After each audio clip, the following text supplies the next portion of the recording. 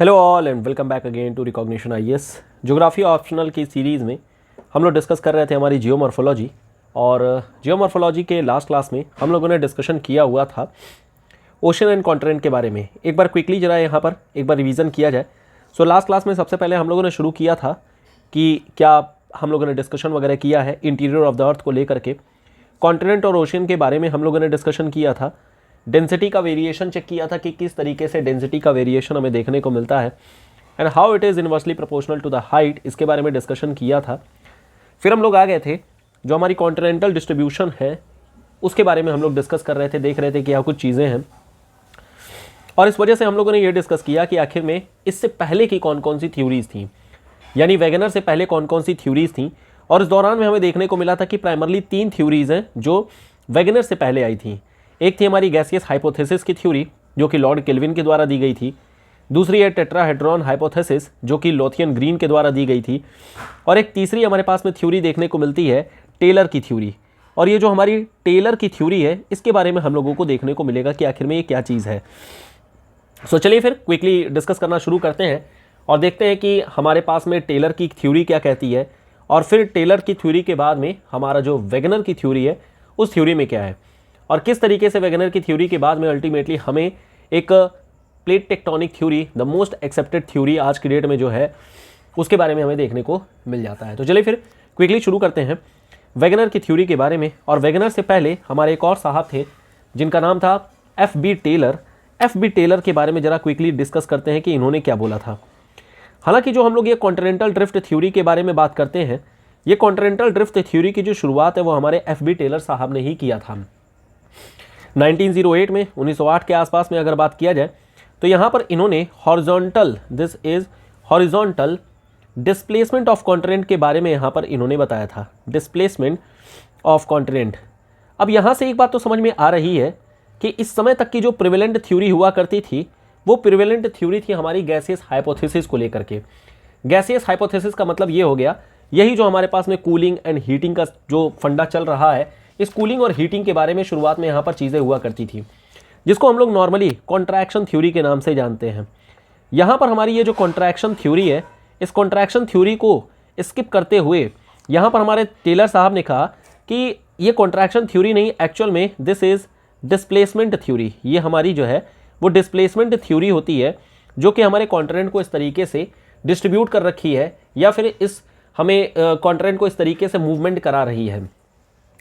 अब हमारे पास जो हमारे फोल्डेड माउंटेन्स है, बेसिकली जितने भी फोल्ड माउंटेन्स हैं, इन फोल्ड माउंटेन्स का जो डिस्ट्रीब्यूशन है, इन फोल्ड माउंटेन्स के डिस्ट्रीब्यूशन का ही ये डिस्ट्रीब्यूशन ही मेनली फोकस किया गया था F.B. टेलर के द्वारा कि आखिर में जो फोल्ड माउंटेन का डिस्ट्रीब्यूशन है वो किस तरीके से है। और स्पेशली ये भी टर्शरी टाइम पीरियड के ही, this is tertiary time period के ही जो हमारे माउंटेन्स हैं, टर्शरी टाइम पीरियड मैं यहाँ पर लिख दे रहा हूँ, इस पीरियड के दौरान ही जो यहाँ पर फोल्ड माउंटेन्स का डिस्ट्रीब्यूशन हुआ था या डेवलपमेंट हुआ था उसके बारे में यहाँ पर चीज़ें देखी जा रही हैं। अगर आप देखेंगे कुछ एग्जांपल के थ्रू कि कौन कौन से फोल्ड माउंटेन है इस पीरियड के, अगर देखते हैं, एक तो हमें हिमालय देखने को मिल जाता है, इसके अलावा रॉकी जो नॉर्थ अमेरिका में है, एंडीज़ हो जाते हैं जो कि साउथ अमेरिका में है।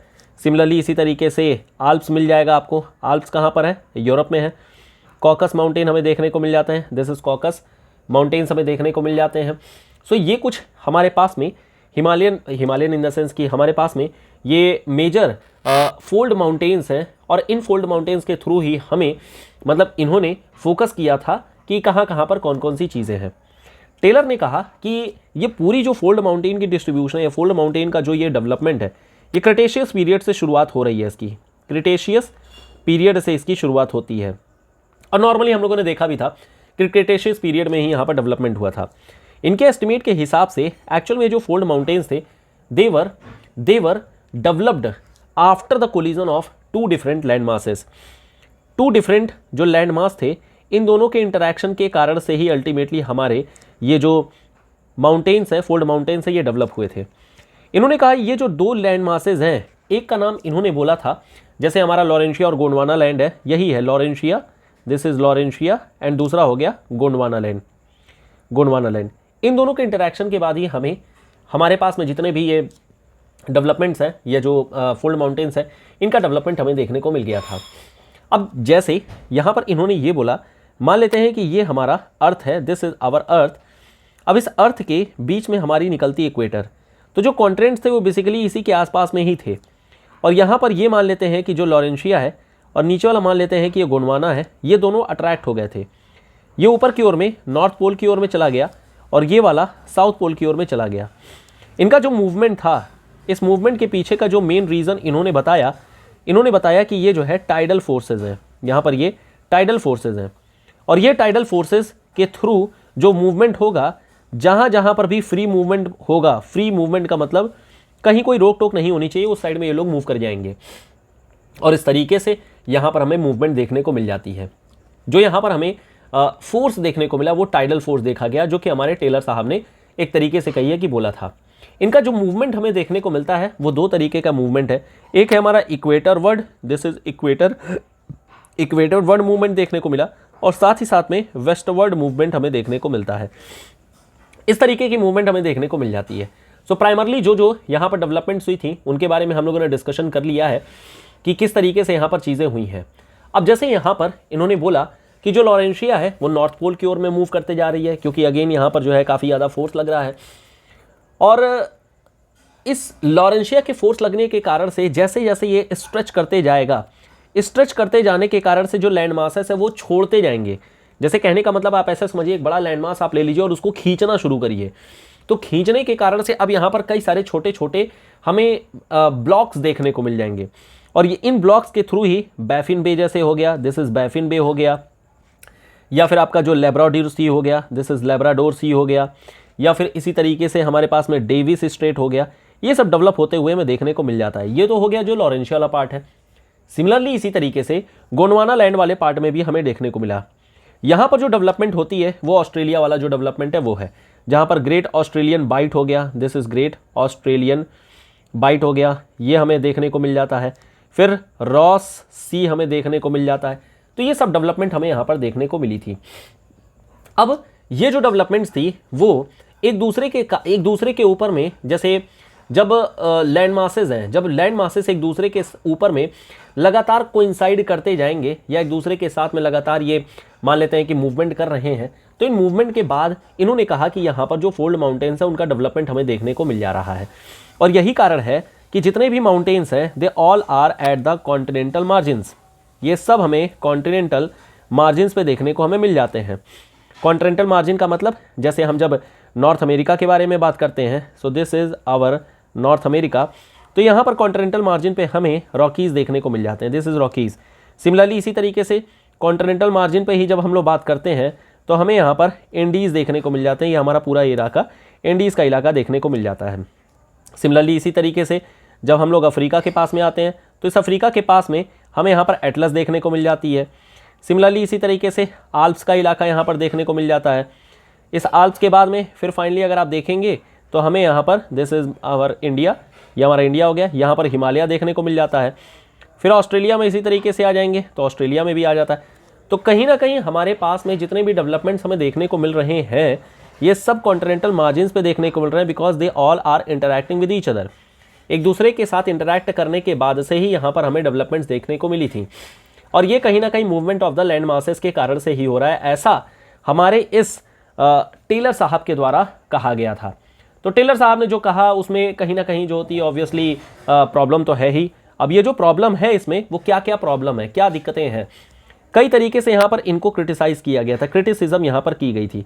क्रिटिसिज्म में अब यहाँ पर सबसे पहले तो आप यही बोल सकते हैं कि इन्होंने जो ड्राइविंग फोर्सेस के बारे में बोला था, ये ड्राइविंग फोर्स में यहाँ पर आ जाती है हमारी tidal force, this is our tidal force.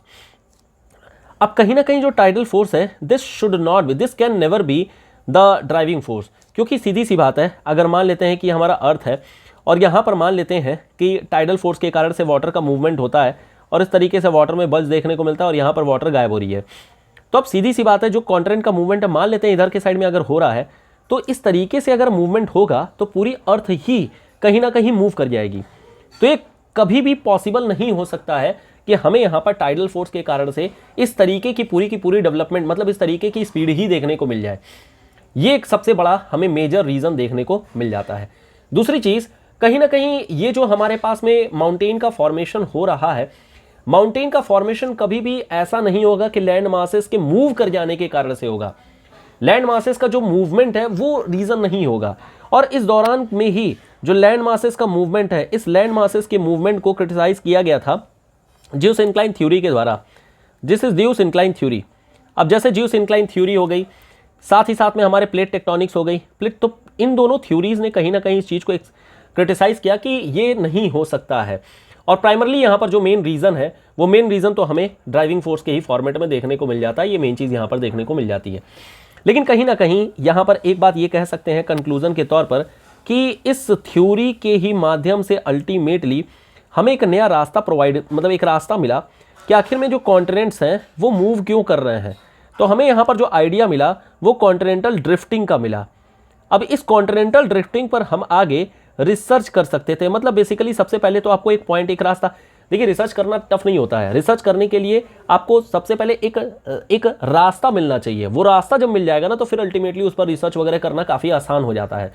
तो यहाँ पर मेन चीज़ जो थी वो रास्ता की थी, और ये रास्ता कहीं ना कहीं हमारे जो टेलर साहब हैं उन्होंने ही बताया था। वहीं से यहाँ पर सारी चीज़ें क्लियर हो जाती हैं। अब इस रास्ते के बेसिस पर अल्टीमेटली हमें यहाँ पर एक नई चीज़ देखने को मिली, और वो चीज़ वेगनर साहब ने यहाँ पर बोला। वेगनर साहब की जो थ्योरी थी, इस थ्योरी को हम लोग कॉन्टिनेंटल ड्रिफ्ट थ्योरी ही बोलते हैं। This is continental drift theory. अब जरा यहाँ पर समझना है कॉन्टिनेंटल ड्रिफ्ट थ्योरी जो वेगनर साहब की थी और जो टेलर की थी, उन दोनों में डिफरेंस क्या है, क्या मेन डिफरेंस यहाँ पर है, क्योंकि दोनों की ही थ्योरी एक तरीके से देखेंगे तो कॉन्टिनेंटल ड्रिफ्ट थ्योरी है। देखिए जो वेगनर साहब ने दिया था वो 1912 में दिया था, और जो टेलर ने दिया था वो 1908 में दिया था, 1908। जो वेगनर की थ्योरी थी वो जर्मन लैंग्वेज में थी। This was in German language, German language में दी गई थी। लेकिन यहां पर इंपॉर्टेंट ये है कि पहली साइंटिफिक थ्योरी बोली जाती है। साइंटिफिक थ्योरी कहने का मतलब इन्होंने अपने जो भी आर्ग्यूमेंट्स दिए उसके पीछे इन्होंने एविडेंसेस दिए थे कि देखो ये एविडेंसेस है, या सिंपली इसको बोल सकते हैं कि इन्होंने जस्टिफिकेशंस दिए थे कि देखो ये रीजन हो सकते हैं जिसके कारण से हमें ये चीज देखने को मिल रही है। तो मेनली यहां पर ऑब्जर्वेशन बेस्ड एविडेंसेस यहां पर देखने को मिले। दूसरी चीज, इन्होंने अपनी बातों को एक्सप्लेन किया, दिखाया क्या क्या चीजें हैं। और यहां पर एक और चीज जो है और वो है कि इन्होंने अपनी मतलब जो थ्योरी थी उसके पीछे अपना एक ड्राइविंग फोर्स भी दिया। हालांकि ये बात दूसरी है कि जो ड्राइविंग फोर्स था कहीं ना कहीं उसमें प्रॉब्लम थी और वो सही तरीके से नहीं हुई, और इसी कारण से वेगनर की थ्योरी जो है गलत मानी जाती है। लेकिन फिर भी अगर शुरुआत किया जाए तो वेगनर की थ्योरी जो थी वो अगेन यहाँ पर इन्होंने भी कॉन्ट्रैक्शन बेस्ड की जगह पर इन्होंने डिस्प्लेसमेंट थ्योरी लिया। This is displacement theory. जिस तरीके से टेलर की थ्योरी थी सेम वैसे ही यहाँ पर इन्होंने भी अपनी थ्योरी में डिस्प्लेसमेंट थ्योरी का ही नाम दिया था। डिस्प्लेसमेंट थ्योरी के बारे में यहाँ पर इन्होंने बताया था। दूसरी चीज इन्होंने कहा कि देखो ऐसा है, वेगनर ने फॉलो किया था एडवर्ड स्वेस को। This is Edward Suez. अब एडवर्ड स्वेस ने क्या बोला था? एडवर्ड स्वेस ने बोला था सियाल और सीमा का कंसेप्ट। सेम वही चीज यहां पर वेगनर का भी यही कहना था। वेगनर ने कहा कि देखो ऐसा है, जो कॉन्टिनेंट्स हैं they are made up of sial material. ये सियाल मटेरियल का बना होता है और इसी वजह से ये रिलेटिवली लेस डेंस होता है, हल्का होता है, डेंसर कम होता है। वहीं दूसरी ओर अगर हम ओशियन को देखते हैं तो ओशियन जो है वो सीमा मटेरियल का बना हुआ है, और सीमा मटेरियल के बने होने के कारण से ये रिलेटिवली ज़्यादा डेंस होता है, रिलेटिवली हैविली डेंस। अब जरा ये बताइए, अगर मान लेते हैं कि नीचे ओशियन है, दिस इज मान लेते हैं कि ओशियन है, और उसके ऊपर में मान लेते हैं कि कॉन्टिनेंट इस तरीके से तैर रहा है, तो ये तैरेगा क्यों? ये तैरेगा इसलिए क्योंकि कहीं ना कहीं जो ओशियन है वो हाई डेंसिटी का है और यहाँ पर जो कॉन्टिनेंट है वो रिलेटिवली लो डेंसिटी का है। दो फोर्सेस यहाँ पर लगेंगे। एक तो हो गया जो डेंसिटी वाला फोर्स होगा, डेंसिटी वाले फोर्स को हम लोग क्या बोलते हैं? This is called as buoyant force, this is buoyancy, buoyant force हम लोग इसको बोल देते हैं। दूसरा जो यहाँ पर फोर्स लग रहा है वो है मूवमेंट का फोर्स, दिस इज मूवमेंट का फोर्स, जिसे हम ग्रेविटी फोर्स भी बोल दे रहे हैं। हालांकि इसी को हम लोग आगे बोलेंगे दिस इज टाइडल फोर्स, इसी को हम लोग आगे बोलेंगे टाइडल फोर्स। और इस टाइडल फोर्स में ऑब्वियसली आगे जाकर के इसी कारण से काफ़ी ज़्यादा क्रिटिसिज्म वगैरह होगी, दिक्कतें होंगी। लेकिन खैर यहाँ पर जो बात है जो इन्होंने बोला था उसके बारे में हम लोगों ने देख लिया।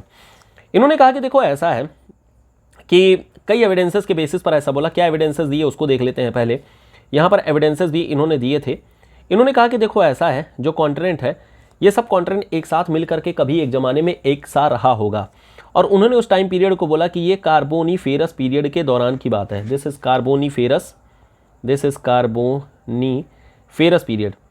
कार्बोनीफेरस पीरियड में जब थे तो उस समय ये जो पूरा का पूरा हमारा लैंड मास है वो एक साथ एक जगह पर था, जिसे हम लोग पैंजिया बोलते थे। This is Pangaea. अब ये पैंजिया जो है सुपर कॉन्टिनेंट है, ये हमारा सुपर कॉन्टिनेंट हो गया, दिस इज सुपर कॉन्टिनेंट हो गया। और इसी तरीके से ये हमारा सुपर ओशियन हो गया, दिस इज सुपर ओशियन, जिसका नाम इन्होंने क्या दे दिया था, Panthalassa. This is Panthalassa. This is simplest thing I think. अब जैसे यहाँ पर जो हमारे टेलर साहब थे, उन्होंने तो कहा था कि ये इक्वेटर के पास में होगा, बट एक्चुअल में इन्होंने कहा कि देखो इक्वेटर के पास में नहीं होगा, ये साउथवर्ड शिफ्टेड है, ये साउथवर्ड हेमिस्फीयर की तरफ शिफ्टेड है। ऐसा क्यों है या फिर ऐसा क्या हुआ, उसके बारे में इन्होंने अपने एविडेंसेस दिए थे।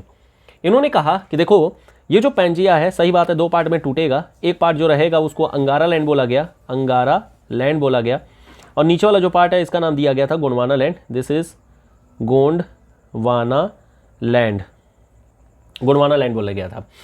तो यहाँ पर मेनली जो पार्ट बोला गया था लॉरेंशिया या फिर अंगारा लैंड बोल सकते हैं, और फिर उसके बाद से ये हमारा पार्ट हो गया। तो ये चीज़ बोली गई थी हमारे इस कार्बोनीफेरस पीरियड के दौरान में, जब एक सुपर कॉन्टिनेंट या सुपर ओशियन हुआ करते थे, उस समय के दौरान में क्या कंडीशंस थी। इस कंडीशन के बाद में अब यहाँ पर होता क्या है, यहाँ पर इन्होंने कई तरीके के एविडेंसेस दिए थे। मेनली यहाँ पर 5 एविडेंसेस बोले जाते हैं। एक एविडेंस इन्होंने दिया था, उस एविडेंस का नाम है jigsaw fit. This is jigsaw fit. Jigsaw fit का मतलब क्या है, या इसी को बोल सकते हैं matching of continents. This is matching of continents. क्या हुआ है, हुआ ये है जितने भी कॉन्टिनेंट हमारे बिखरे हुए हैं सबका इन्होंने कटिंग किया, एक दूसरे के साथ में फिट बैठाया और सब के सब फिट हो गए। जैसे बचपन में एक गेम आता था ना कि उसको छोटे छोटे टुकड़ों में इस तरीके से टूटा रहता था, है ना, इस तरीके से रहता था और इस तरीके से, और फिर उसके बाद से इसको आप बनाते थे, मतलब एक दूसरे के साथ में जोड़ते थे और फिर अल्टीमेटली बन जाता था, एक पिक्चर टाइप का निकल करके आता था। वही चीज़ यहाँ पर इन्होंने जिग्सॉ फिटिंग किया, और उस कटिंग करने के बाद में इन्होंने देखा कि हाँ ठीक है, सभी एक साथ मिल जा रहे हैं। जैसे अफ्रीका वाला जो पार्ट है, अगर आप देखेंगे, दिस इज द अफ्रीका वाला पार्ट, ठीक है, इस तरीके से अफ्रीका वाला पार्ट आपको देखने को मिलेगा। और वहीं आप साउथ अमेरिका को देखेंगे, कुछ इस तरीके से है। तो ये जो साउथ अमेरिका वाला पार्ट है, ये जो पार्ट है यहाँ पर जा करके मिल जाता है, और इस तरीके से यहाँ पर दोनों की जिग्सॉ फिटिंग हमें देखने को मिल जाती है। सो this is the jigsaw fitting, जो कि हमें अफ्रीका, साउथ अमेरिका और नॉर्थ अमेरिका इस तरीके से हर जगह पर देखने को मिल गया था। दूसरी चीज़ उन्होंने बोली ग्लेशियल एविडेंसेस को लेकर के। This is glacial evidences, evidences, या इसी को हम बोल सकते हैं स्ट्रक्चरल एविडेंसेस, स्ट्रक्चरल एविडेंसेस। अब जरा देखिएगा इसका मतलब क्या है। जैसे क्या होता है कि अब किसी भी आप एरिया में जाएंगे, किसी भी मान लेते हैं प्लेट के ऊपर में अगर आप हैं, प्लेट मतलब मैं धरती बोल दे रहा हूँ, नॉर्मल कोई लैंड है, इसके नीचे में प्लेसर डिपॉजिट्स हो, प्लेसर डिपॉजिट नहीं, इसको बोलते हैं हम लोग till. This is till. Till का मतलब ये होता है कि लैंडमास के अंदर में कुछ ग्लेशियल मटेरियल दबा होता है। अब ये जो टिले होते हैं वो टिले कंपेयर किए जा सकते हैं। जैसे मान लेते हैं कि एक ज़मीन के ऊपर में कोई टिले है, सिमिलरली इसी तरीके से कोई दूसरी लैंडमास है, इसके नीचे कुछ टिले होगा। तो इस टिले को जब हम आपस में कंपेयर करेंगे तो उससे हमें ये पता चल जाएगा कि क्या ये दोनों एक दूसरे के, क्योंकि सिंपल सी बात है, अगर दोनों एक दूसरे के साथ में रहे होंगे तो टिले भी सेम सा ही मिलेगा।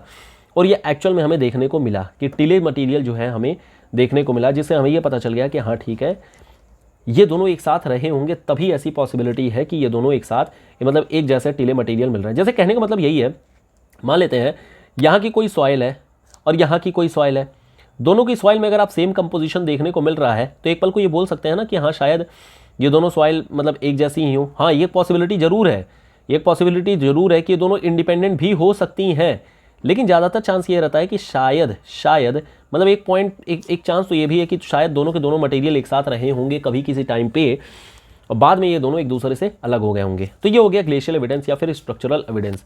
तीसरा जो एविडेंस हमें देखने को मिलता है वो पैलियो ऑन्टोलॉजिकल एविडेंसेज हैं। This is palaeontological. Palaeontological का मतलब ये हो गया फॉसिल वाले एविडेंस, फॉसिल एविडेंसेज। जैसे कई सारे जानवर हैं, जैसे अगर आप कंगारू को देखेंगे, ऑस्ट्रेलिया में मिलता है, कहीं और पार्ट में नहीं मिलता है। सिमिलरली इसी तरीके से कई सारे और भी जानवर थे, जैसे कि ग्लासोप्टेरिस हो गया, ग्लासोप्टेरिस हो गया, या फिर इसी तरीके से लेमूर हो गया। तो कई तरीके के हमारे पास में फ्लोरा एंड फाउना हुआ करते थे, फ्लोरा एंड फाउना हुआ करते थे, जो कि एक पर्टिकुलर इलाके में ही केवल और केवल हुआ करते थे।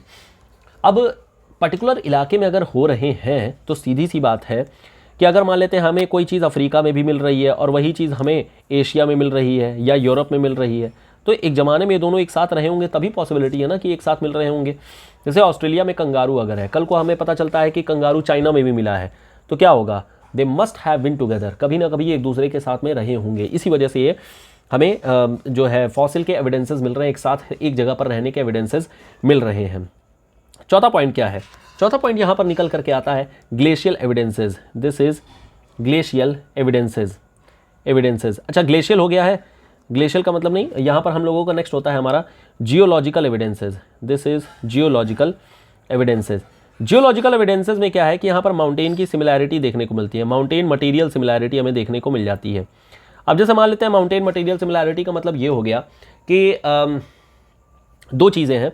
एक तो चीज़ ये हो गई, जैसे मान लेते हैं कि एंडीज़ का मटेरियल जो है, एंडीज़ का मटेरियल और साथ एपलेशियन का मटेरियल जो है, एपलेशियन का जो मटेरियल है, अगर वही मटेरियल आपका आल्प्स का मटेरियल है तो सीधी सी बात है कि, और एटलस का भी वही मटेरियल है, तो सीधी सी बात है ये सब एक साथ एक जगह पर ही डेवलप हुए होंगे। दूसरी चीज़ जो कोस्ट लाइन मैचिंग है, this is coastline matching है, ये भी हमें देखने को मिल जा रही है। लेकिन इन सब के अलावा, ये सब तो चलिए ठीक है ऐसे ही है, इन सब के अलावा एक आपके बुक में एक बड़ा ही इंपॉर्टेंट सा कर्व दिया गया है और उस इंपॉर्टेंट से कर्व को आपको ध्यान रखना है। जैसे मैं यहाँ पर ड्रॉ कर दे रहा हूँ, यहाँ पर मान लेते हैं कि हमारे पास में ये जो तीन लाइन्स हुआ करती हैं, तीन लाइन को मैं क्विकली ड्रॉ कर दे रहा हूँ, और ये हमारे पास हो गया हमारा जो साउथ अमेरिका हो गया। This is our South America. Quickly यहाँ पर जरा नॉर्थ अमेरिका को भी ड्रॉ कर लिया जाए। So this is our North America. ये हमारा अफ्रीका का पार्ट हो गया, दिस इज़ आवर अफ्रीका का पार्ट हो गया, ठीक है। ये हमारा यूरोप का पार्ट हो गया इस तरीके से, ठीक है। यहाँ पर ये जो है इंडिया का पार्ट को बना लीजिए, थोड़ा सा गड़बड़ हो गया है लेकिन चलिए ठीक है। फिर इस तरीके से यहाँ पर ये ऑस्ट्रेलिया का पार्ट हो गया। तो ये हमारे पास में अलग अलग ये मैप हमें देखने को मिल रहा है। अब जैसे क्या है कि अलग अलग टाइम पीरियड में अलग अलग नॉर्थ पोल देखने को मिले। जैसे कि सिलूरियन पीरियड जब चल रहा है तो सिलूरियन पीरियड के दौरान में हमारा जो नॉर्थ साउथ पोल देखने को मिल रहा है वो यहाँ कहीं है, यहाँ कहीं है। This is Silurian North Pole. Silurian के टाइम पीरियड में ये नॉर्थ पोल हमारा यहाँ देखने को मिल रहा है। और वही एंटीपोडल आ जाएंगे तो हमें सिलूरियन पीरियड में नॉर्थ पोल यहाँ कहीं देखने को मिल रहा है। तो this is Silurian North Pole. तो अब यहाँ पर जो नॉर्थ पोल है वो इस साइड में आ गया, ये है नॉर्थ पोल, ये है हमारा साउथ पोल है। This is South Pole, North Pole गलती से लिख दिया गया है, ये साउथ पोल हो गया। अब फिर कहीं ना कहीं जो हमारा मतलब इक्वेटर जो चल रहा है वो इक्वेटर हमारा बीच में कहीं इन दोनों के बीच में निकल करके आएगा। तो हमारा ये इक्वेटर चल रहा है सिलूरियन वाला, ये हो गया हमारा सिलूरियन इक्वेटर। समझ रहे हैं मतलब क्या चीज़ है। जैसे ये चीज़ हमारी मान लेते हैं कि अर्थ है, तो सीधी सी बात है ये होगा बीच में। अगर मान लेते हैं कि ये हमारा ये हो गया सिलूरियन नॉर्थ पोल हो गया, ये सिलूरियन साउथ पोल हो गया। तो सिलूरियन ये वाला सिलूरियन हो गया साउथ पोल, ऊपर हो गया नॉर्थ पोल, बीच से हमारी यहाँ पर इक्वेटर निकल रही है। देखिए ये मैंने इक्वेटर यहाँ पर निकाल दिया। This is the equator line at the time of Silurian period. Silurian period के दौरान का ये हमें इक्वेटर देखने को मिल रहा है। अब उसके बाद से क्या हुआ कि कार्बोनीफेरस पीरियड आता है। कार्बोनीफेरस पीरियड में हमें जो मतलब पोल्स देखने को मिल रहे हैं वो थोड़े और शिफ्टेड देखने को मिले। ये हमारा हो गया कार्बोनीफेरस पीरियड का। This is Carboniferous South Pole. मैं जियोग्राफिकल की बात कर रहा हूँ यहाँ पर, और यही चीज़ हमें कार्बोनीफेरस में यहाँ पर देखने को मिलता है। This is Carboniferous North Pole हो गया। तो हमारा जो कार्बोनीफेरस पीरियड के दौरान में इक्वेटर होगा वो किधर होगा, थोड़ा सा शिफ्ट हो जाएगा, इस तरीके से हो जाएगा। यह हमारा कार्बोनीफेरस पीरियड के दौरान का हमें इक्वेटर देखने को मिल रहा है। सो दिस इज कार्बोनीफेरस इक्वेटर। फिर इसके बाद से क्या होता है, फिर चेंज आता है, और चेंज आने के बाद में अब आता है टर्शरी फेज। तो टर्शरी फेज में अब हमारा जो साउथ पोल है इधर कहीं आ गया। So this is Tertiary South Pole, और वही यहाँ पर आ जाता है। This is Tertiary North Pole हो गया। अब यहाँ पर जो हमारा इक्वेटर है वो इक्वेटर अगेन कुछ इस तरीके से हो गया। ये हमारा इक्वेटर इधर से हो गया। अब देखिए आज की डेट में इक्वेटर कुछ, अच्छा ठीक है, इंडिया वाले साइड से मैंने गुजार दिया है। ये हमारा इक्वेटर इस तरीके से गुजर जाता है, ठीक है। ये हमारा इक्वेटर इस तरीके से हो गया। सो ये हो गया आपका tertiary, this is tertiary equator line, this is tertiary equator line. तो मतलब कुल मिलाकर के यहाँ पर ये है कि चीज़ें जो होती हैं दे आर गेटिंग चेंज, ये चेंज हो रही हैं। और क्यों चेंज हो रही हैं, इसलिए नहीं चेंज हो रही क्योंकि ज्योग्राफिकल बाउंड्रीज चेंज हो रही है, नहीं, ज्योग्राफिकल बाउंड्री तो सेम रहेंगी ही रहेंगी। Geographical North Pole, geographical South Pole, that will be the same, वो तो एक ही रहेगा। लेकिन कॉन्टिनेंट्स मूव करना है और हम लोगों को रिस्पेक्ट में बात करनी है, कॉन्टिनेंटल रिस्पेक्ट के बारे में बात करनी है, तो हमें यहाँ पर ये इस तरीके से कॉन्टिनेंटल चेंजेस देखने को मिले। तो ये हम लोगों ने देखा कि हमारा अलग अलग तरीके का जियोलॉजिकल एविडेंस हो गया, या फिर इसी तरीके से पैलियोंटोलॉजिकल या फॉसिल एविडेंस हो गया, ग्लेशियल एविडेंसेस हो गया, जिक्सॉ फिटिंग हो गए। एक और पार्ट हमें देखने को मिलता है वो है प्लेसर डिपॉजिट्स को लेकर के। प्लेसर डिपॉजिट का मतलब होता है जो हमारे ओशन के नीचे दबे पड़े हैं उनको हम लोग बोलते हैं प्लेसर डिपॉजिट्स। तो ओशन के नीचे भी कुछ हमें यहाँ पर चीज़ें दबी हुई देखने को मिली, और जो दबी हुई चीज़ें देखने को हमें मिल रही हैं वो हमें मतलब जैसे एंडीज़ वाले एरिया में जो साउथ अमेरिका है और अफ्रीका है, इस कोस्ट के नीचे हमें देखने को मिली। यहाँ पर मैं 5वां पॉइंट लिख दे रहा हूँ, चलिए ठीक है, यहाँ पर 5th पॉइंट लिख दे रहा हूँ, placer deposits, this is placer deposits. और ये जो प्लेसर डिपॉजिट्स हमें देखने को मिल रहे हैं वो अफ्रीका का जो वेस्टर्न पार्ट है और जो हमारे पास में साउथ अमेरिका का पार्ट है, इन दोनों के बीच में हमें इस तरीके से यहाँ पर चीज़ें देखने को मिली हुई थी। तो ये चीज़ हम लोगों को देखने को मिला। मेरे ख्याल से अब चीज़ें क्लियर हो गई होंगी कि आखिर में इन दोनों में क्या एविडेंसेस क्या दिए गए हैं, क्या क्या बातें हैं, क्या क्या चीज़ें हुई हैं। क्लियर है? ये हमारे वेगनर की थ्योरी में क्या क्या एविडेंसेस हैं। साइंटिफिक इसीलिए because he has given the evidence, इन्होंने एविडेंस दिया है। अब यहाँ पर नेक्स्ट जो बात आती है वो है कि आखिर में मैकेनिज्म क्या है। सो मैकेनिज्म का मतलब यही चीज़ है कि आखिर में ये जो कॉन्टिनेंटल ड्रिफ्ट है वो हुआ कैसे, step by step process, mechanism of continental drift theory, कैसे मैकेनिज्म हुआ। 5 पार्ट में नॉर्मली हमें देखने को मिल जाता है ये चीज़। कैसे कैसे? पहली चीज़ यहाँ पर इन्होंने कहा कि एक समय पर ये सुपर कॉन्टिनेंट हुआ करता था, तो ये हमारी सुपर कॉन्टिनेंट हुआ करती थी, लेकिन फिर उसके बाद से समय के साथ में सुपर कॉन्टिनेंट की ब्रेकिंग हो गई, और ब्रेकिंग होने के बाद में हमें यहाँ पर 2 चीज़ें देखने को मिली। एक हमारा हो गया जो लॉरेंशिया हो गया, और दूसरा हो गया जो हमारा गोंडवाना लैंड है। एक पार्ट यहीं पर हम लोग जरा क्विकली डिस्कस कर लेते हैं। ये जो सुपर कॉन्टिनेंट था जिसे हम लोगों ने पैंजिया बोल करके रखा हुआ है, ये पैंजिया एक्चुअल में सदर्न हेमिस्फीयर में था, ये हमारा सदर्न हेमिस्फीयर में था। ऐसा क्यों, मतलब कैसे हमें पता चला कि ये सदर्न हेमिस्फीयर में है? ऐसा इसलिए क्योंकि अगर आप देखेंगे, और यहीं से आपको एक और चीज़, एक और रीज़न मिलेगा, कोल हमें कहाँ कहाँ मिलता है उसको लेकर के। अब जरा समझिएगा, हमारे पास में मान लेते हैं कि this is suppose the earth, ये हमारी अर्थ है, थोड़ा सुंदर बना देते हैं ताकि कम से कम अर्थ को अर्थ के जैसा ही देखने को मिले। यह हमारा मान लेते हैं कि जैसे अर्थ है, ठीक है, यह हमारा इक्वेटर है, ठीक। अब हमारा जो मैं कह रहा हूँ कि जो पैंजिया है इट वाज लाइक दिस, ये हमारा पैंजिया कुछ इस तरीके से था, और यहाँ पर जब ब्रेकिंग हो गई तो ब्रेकिंग होने के बाद में जो 2 पार्ट यहाँ पर निकल करके आते हैं, एक पार्ट मान लेते हैं कि हमारा लॉरेंशिया का पार्ट हो गया, दूसरा पार्ट मैं यहाँ पर बोल दे रहा हूँ कि ये गोंडवाना का पार्ट है। लॉरेंशिया का पार्ट ये मूव करना ऊपर शुरू किया, ऑब्वियसली गोंडवाना भी ऊपर ही शिफ्ट कर रहा है, ऊपर ही मूव कर रहा है। तो लॉरेंशिया जब ऊपर की ओर में जाएगा, अब इस समय जरा बताइएगा लॉरेंशिया का क्लाइमेट कैसा है इस समय, एट दिस टाइम लॉरेंशिया का क्लाइमेट कैसा है? या तो देखिए ये ट्रॉपिकल होगा, या तो ये ट्रॉपिकल होगा, या फिर टेम्परेट हो सकता है, यही हो सकता है ना, ट्रॉपिकल या टेम्परेट में से ही कुछ ना कुछ होगा। क्यों? क्योंकि इक्वेटर के पास है, नज़दीक है, इक्वेटर के नज़दीक होने के कारण से हमें ये चीज़ देखने को मिल जाएगी। और वही चीज़ अगर गोंडवाना में देखेंगे तो गोंडवाना में क्या चीज़ हो रही है, गोंडवाना में हमें देखने को मिल रहा है कि ये भी मूव कर रहा है, लेकिन इस समय इसका जो क्लाइमेट है या तो ये टेम्परेट होगा या फिर ये और ज़्यादा सुपर कूल्ड होगा पोलर इलाके में क्योंकि है, ठीक है। ट्रॉपिकल इलाके में है तो आपको पता होना चाहिए कि ट्रॉपिकल इलाके में डाइवर्सिटी थोड़ी ज़्यादा होती है, तो डाइवर्सिटी यहाँ पर ज़्यादा है। जब ये ऊपर की ओर में आएगा, इक्वेटोरियल इलाके में आएगा, इक्वेटोरियल इलाके में जब आएगा तो और ज़्यादा गर्मी होगी, और ज़्यादा यहाँ पर जो है वेजिटेशन होगी। जैसे जैसे ऊपर जाएगा वैसे वैसे वेजिटेशन जब दब जाएगी तो यहाँ पर कोल फॉर्मेशन हो जाएगा, कोल हो गया या पेट्रोलियम हो गया, ये यहाँ पर बनना शुरू हो जाएंगे। क्यों? क्योंकि यहाँ पर डाइवर्सिटी ज़्यादा है, फ्लोरा एंड फौना ज़्यादा है। वहीं दूसरी ओर टेम्परेट इलाके या पोलर इलाके में देखेंगे यहाँ पर कोई खास कोल डेवलप नहीं हुआ होगा क्योंकि वेजिटेशन नहीं के बराबर है। या फिर पेट्रोलियम देखेंगे तो यहाँ पर नॉर्मली हमें देखने को नहीं मिलेगा। तो आज की डेट में चाहे जैसी भी कंडीशन हो, एट दैट टाइम, पुराने टाइम पे अगर आप देखेंगे तो हमें उस समय फ्लोरा एंड फौना ज़्यादा देखने को मिली लॉरेंशिया में। और यही कारण है कि लॉरेंशिया के इलाके में आपको ज़्यादा कोल, पेट्रोल हाई क्वालिटी के देखने को मिलेंगे। नॉर्थ अमेरिका का इलाका हो गया, या फिर आपका यूरोप का इलाका हो गया, या फिर एशिया का जो नॉर्थ वाला पार्ट है यहाँ हो गया, यहाँ पर हमें कोयला, पेट्रोलियम ये सब ज़्यादा देखने को मिलेगा। सेंट्रल एशिया वगैरह देखिए।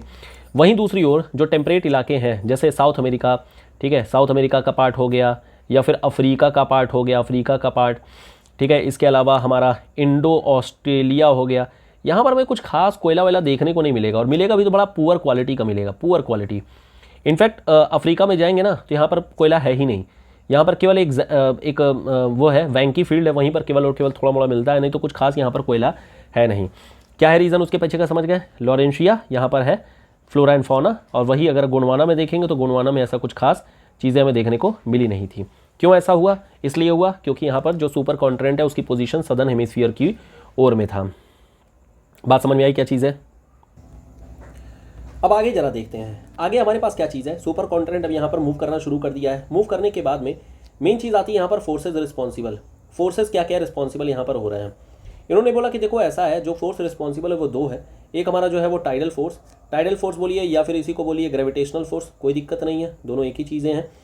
दूसरा फोर्स जो है यहाँ पर वो है buoyancy force. This is buoyancy force. Buoyant force होती है, जो बायंट फोर्स लगती है वो इसलिए लग रही है क्योंकि जो सियाल मटेरियल है, सियाल मटेरियल आपका कॉन्टिनेंट का है, दिस इज कॉन्टिनेंट, और जो सीमा मटेरियल है ये सीमा मटेरियल आपका ओशियन है। सीमा मटेरियल है ओशियन। यहाँ से पता क्या चला? यहाँ से पता ये चला, इन्होंने कहा कि जो कॉन्टिनेंट है ये मूव कर रहा है, कॉन्टिनेंट फ्लो कर रहा है ओवर ओशियन प्लेट। प्लेट मैं बार बार बोल रहा हूँ, एक्चुअल में ओशियन है। अब यहाँ पर कॉन्टिनेंट जो होती है वो ओशियन पर फ्लो कर रहा है। इसका मतलब क्या है? इसका मतलब ये है, जो भी हमें लैंडफॉर्म्स या जो भी हमें टोपोग्राफिकल फीचर्स देखने को मिलेंगे वो केवल और केवल कॉन्टिनेंट पर ही देखने को मिलेंगे। और ओशियन जो है फ्लैट फीचरलेस सरफेस होगा, फ्लैट फीचरलेस सरफेस होगा। इसी चीज़ को आगे जा कर के हैरी हेस एक साहब आएंगे, हैरी हेस इसी चीज़ को लेकर के आगे क्रिटिसाइज करेंगे कि एक्चुअल में this is not the case, ऐसा केस होता नहीं है। तो हैरी हेस का नाम आप लोग ध्यान रखिएगा, आगे हम लोग इसके बारे में और देखेंगे। तो फोर्सेज रिस्पॉन्सिबल के बारे में यहाँ पर देख लिया गया कि क्या फोर्सेज रिस्पॉन्सिबल है, इस कारण से यहाँ पर मूवमेंट हमें देखने को मिल रही है। फिर इसके बाद से क्या हो रहा है? यहाँ पर हो रही है drifting of continents. So this is drifting of continents होना शुरू हो जाएगी। और इस ड्रिफ्टिंग ऑफ कॉन्टिनेंट्स में हमें यहाँ पर दोनों continent Laurentia, this is Laurentia and Gondwana, इन दोनों का हमें मूवमेंट देखने को मिल जाता है। This is Laurentia and Gondwana, इन दोनों का हमें मूवमेंट देखने को मिल जाता है। अब यहाँ पर मूवमेंट के कारण से होगा क्या? Whenever two surface come over each other, जैसे मान लेते हैं कि हमारा कॉन्टिनेंट इसके ऊपर में मूव कर रहा है, ओशियन के ऊपर में, तो दोनों के बीच में एक फ्रिक्शन लग रही है। और इस फ्रिक्शन के कारण से होगा क्या कि अब यहाँ पर थोड़ी खुरदुरू सरफेस हो जाएगी और ultimately there will be formation of mountain. Formation of mountain, ये जो फॉर्मेशन ऑफ माउंटेन हो रहा है ये क्यों हो रहा है? Due to friction, due to friction. Friction के कारण से यहाँ पर हमें देखने को मिल रही है। इन्होंने ये भी कहा कि देखो ऐसा है, ये जो सरफेसेस हैं वो इतने ज़्यादा एक साथ कलेक्ट होते जाएंगे कि यहाँ पर आइलैंड आर्क्स भी बन सकते हैं, यहाँ पर आइलैंड आर्क्स भी बन सकते हैं। इसके बारे में भी यहाँ पर बताया गया था। एक और बात यहाँ पर बताया था इन्होंने कार्बोनिफेरस ग्लेशिएशन के बारे में, कार्बोनिफेरस ग्लेशिएशन के बारे में। ग्लेशिएशन एक्चुअली इसके प्रूफ मिलते हैं हमें, और जो मतलब लॉरेंशिया और गोंडवाना है, दोनों ही जगहों पर हमें प्रूफ देखने को मिल जाते हैं। तो इसके बारे में यहाँ पर इन्होंने बता रखा था। तो क्या क्या चीज़ें हुई हैं, कैसे कैसे हुई हैं, स्टेप बाय स्टेप ये बात यहाँ पर क्लियर हो गई होगी कि कैसे कैसे यहाँ पर डेवलपमेंट्स हुई हैं, ये तो इन्होंने बताया। अब इसके बाद से यहाँ पर क्रिटिसिज्म होना शुरू हुआ। अब इसको क्रिटिसाइज करना शुरू किया गया। क्रिटिसिज्म होने में इन्होंने हर पॉइंट पर लगभग इनका क्रिटिसिज्म हो रखा है। जरा इनके बारे में देखते हैं कि क्रिटिसिज्म क्या क्या हुआ है। सबसे पहला इनको फोर्सेस पर ही क्रिटिसाइज किया गया, फोर्सेस पे, क्योंकि इन्होंने बोला टाइडल फोर्स है, तो टाइडल फोर्स तो भाई टेलर भी यहाँ पर मार खा गए थे, तो सेम वही चीज़ टाइडल फोर्स बोलिए या ग्रेविटेशनल फोर्स बोलिए, ये नहीं लग सकता है। तो क्यों नहीं लग सकता है? टेलर वाले आर्ग्यूमेंट को यहाँ पर आप लोग बता देंगे, टेलर वाले आर्ग्यूमेंट के जरिए ही कि यहाँ पर भी ये काम नहीं किया जा सकता है। दूसरा इन्होंने कहा जो कार्बोनिफेरस पीरियड के दौरान में, इन्होंने बोला कि कार्बोनिफेरस पीरियड के दौरान में यहाँ पर दिस इज कार्बोनिफेरस पीरियड के दौरान में यहाँ पर ये ब्रेकिंग वगैरह हुई थी, या आखिर कार्बोनिफेरस पीरियड में ही क्यों हो रही है, इसका कोई एक्सप्लेनेशन नहीं था। प्री कार्बोनिफेरस पीरियड में क्या हुआ था, इसके बारे में अगेन कुछ नहीं था। हालांकि यहाँ पर बोल दिया रहता है this is just a coincidence, भाई कभी होना है हो जाएगा, तो यही चीज़ है यहाँ पर। हालांकि ऐसा कुछ बोला नहीं उन्होंने, कार्बोनिफेरस पीरियड के दौरान में क्या चीज़ हुई उसके बारे में नहीं बताया गया। आइलैंड आर्ट को लेकर के भी किया गया। आइलैंड आर्ट्स में इन्होंने बोला कि हाँ ठीक है, मतलब एक साथ ये मिल जाएंगे कॉन्टिनेंट के ऊपर में, बट ऐसा एक्चुअल में है नहीं। वोल्केनिक फॉर्मेशन के कारण से ये बनते हैं, और वोल्केनिक फॉर्मेशन के बारे में यहाँ पर वेगनर साहब ने ऐसा कुछ भी नहीं बताया था। फिर उसके बाद से यहाँ पर जिक्सॉ फिटिंग को लेकर के भी कई बार हो जाता है, तो this is jigsaw fitting. Jigsaw fitting को लेकर के भी यहाँ पर क्रिटिसाइज किया जाता है। इन्होंने ये कहा कि हो सकता है भाई ये जो जिक्सॉ फिटिंग हो रही है, हो सकता है वो सी इरोजन के कारण से हो रहा हो सकता है सी इरोजन के कारण से हुआ, इस वजह से यहाँ पर जो होती है हमें इस तरीके की चीज़ देखने को मिल रही है। फिर इसके अलावा काम खत्म नहीं हुआ यहाँ पर, इसके अलावा फिर ये उन्होंने जो मतलब जो फॉसिल्स के एविडेंसेस दिए थे, फॉसिल्स का एविडेंस हो गया, मतलब कि जो पैलियो ऑन्टोलॉजिकल जो यहाँ पर इन्होंने एविडेंसेस दिए थे, इस पार्ट में इन्होंने बोला कि देखो ऐसा है, ये गोंडवाना लैंड में ही क्यों नहीं, मतलब this is a part of Gondwana land only, why it is not for अंगारा लैंड। तो ये केवल और केवल बड़ा ही एक्सक्लूसिव सा कंडीशन हो गया था। तो exclusive for Gondwana land only, Gondwana land. देखिए क्रिटिसाइज करना बड़ा आसान हो जाता है, बट खोजने वाले लोगों को दिक्कत होती है। अब भाई वहाँ पर मिला तो मिला, आप क्या कर सकते हैं इसमें। जो मेन यहाँ पर क्रिटिसिज्म है वो है इस फोर्स को ही लेकर के, बाकी सब चीज़ें तो एविडेंस बेस्ड थी। मिला तो मिला, आज भी बहुत सारी चीज़ें हम लोग ऐसे ही मानते हैं कि मिला तो मिला, नहीं मिला तो भी क्या कर सकते हैं, ठीक है। तो ये चीज़ है मेनली, और कहीं ना कहीं जो होता है ये हमें क्रिटिसिज्म के तौर पे यहाँ पर सारी चीज़ों को देखने को मिल जाता है। हालांकि आज भी हम लोग जो है इस थ्योरी को उतना ही करेक्ट मानते हैं। क्यों? क्योंकि एक तो पहली बात, लैंडफॉर्म का एक्सप्लेनेशन यहीं से देना शुरू हुआ था। लैंडफॉर्म क्या चीज़? माउंटेन। तो लैंडफॉर्म का जो फॉर्मेशन है, या जो लैंडफॉर्म की एक तरीके से कह लीजिए थ्योरी है, कहीं ना कहीं यहीं से शुरू होती है। और यही सब चीज़ें ultimately this has lead to development of plate tectonic theory. Development of plate tectonic theory यहीं से ही शुरू होती है। तो इस वजह से भी हम लोग बोल सकते हैं कि हाँ ठीक है, ये ऐसा हुआ होगा। इसके अलावा कुछ साइंटिफिक बेसिस हमें देखने को मिल जाते हैं, जैसे कि डायनासोर के एग हो गए, केन्या में पाए गए थे, और साथ ही साथ में गुजरात में भी देखने को मिले हैं।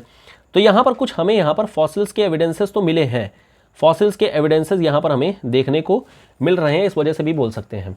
इसके अलावा मिनरल्स के भी एविडेंसेस मिल रहे हैं। मिनरल्स के एविडेंसेस का कहने का मतलब, जैसे मान लेते हैं कर्नाटका में जो कोलार फील्ड्स हैं, कोलार गोल्ड माइंस हैं। सिमिलरली इसी तरीके से जो किम्बरले हो गया, दिस इज किम्बरले, कहाँ पर है? साउथ अफ्रीका में हो गया।